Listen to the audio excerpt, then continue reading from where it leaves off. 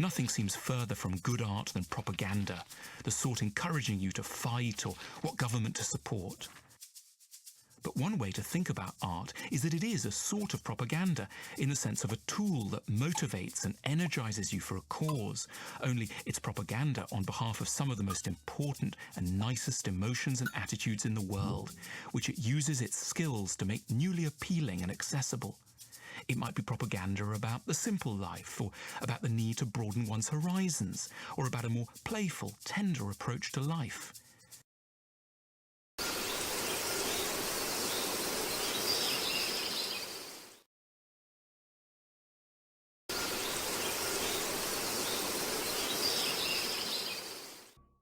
Attention, attention. This is an official civil defense warning. This is not a test. The United States is under nuclear attack. Take cover immediately in your area fallout shelter. Repeat, the United States is under nuclear attack. America's Cold War years were filled with fear. Daily radio and newspaper reports blared frightening stories of advancing communism, imminent nuclear war, and Soviet spies. America responded with an all-out offensive against communist infiltration. The growing menace of communism arouses the House of Representatives Un-American Activities Committee. Among the well-informed witnesses testifying is J. Edgar Hoover, head of the Federal Bureau of Investigation. Mr. Hoover speaks with authority on the subject. Communism in reality is not a political party.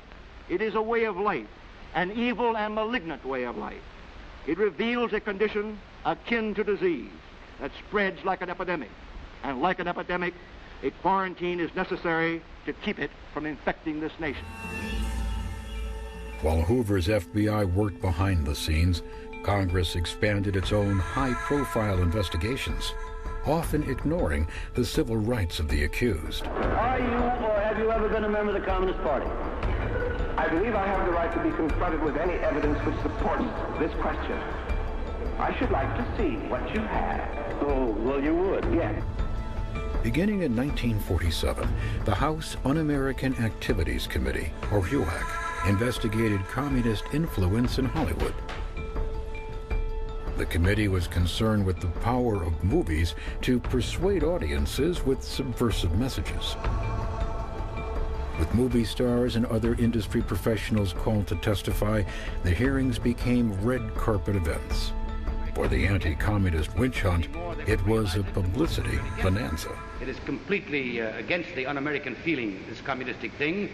I believe I would move to the state of Texas if it ever came here, because I think the Texans would kill them on sight.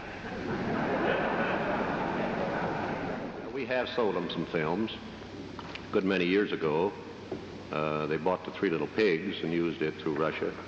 If I had my way about it, they'd all be sent back to Russia or some other unpleasant place. Most witnesses cooperated with the committee. However, a small group who became known as the Hollywood 10 refused to answer questions, citing protection under the First Amendment. Among them, screenwriter John Howard Lawson. The question is, have you ever been a member of the Communist Party?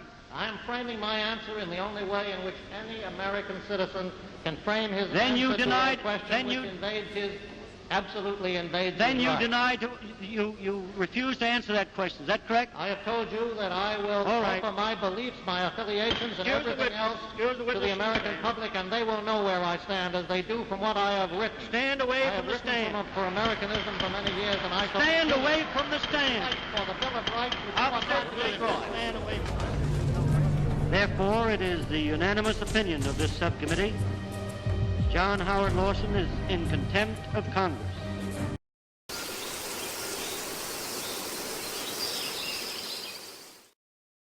If communists have attempted to inject their propaganda into the motion picture, they have failed miserably.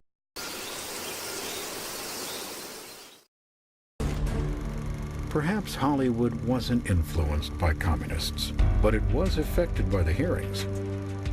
Movie studios added to the hysteria by cranking out such anti-communist films as Is This Tomorrow?, Red Planet Mars, and dozens of others.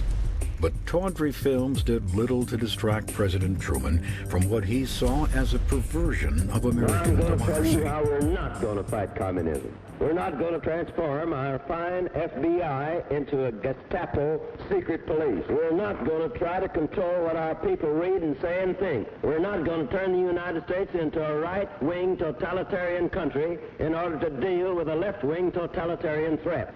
In short, we're not going to end democracy. We're going to keep the Bill of Rights on the books.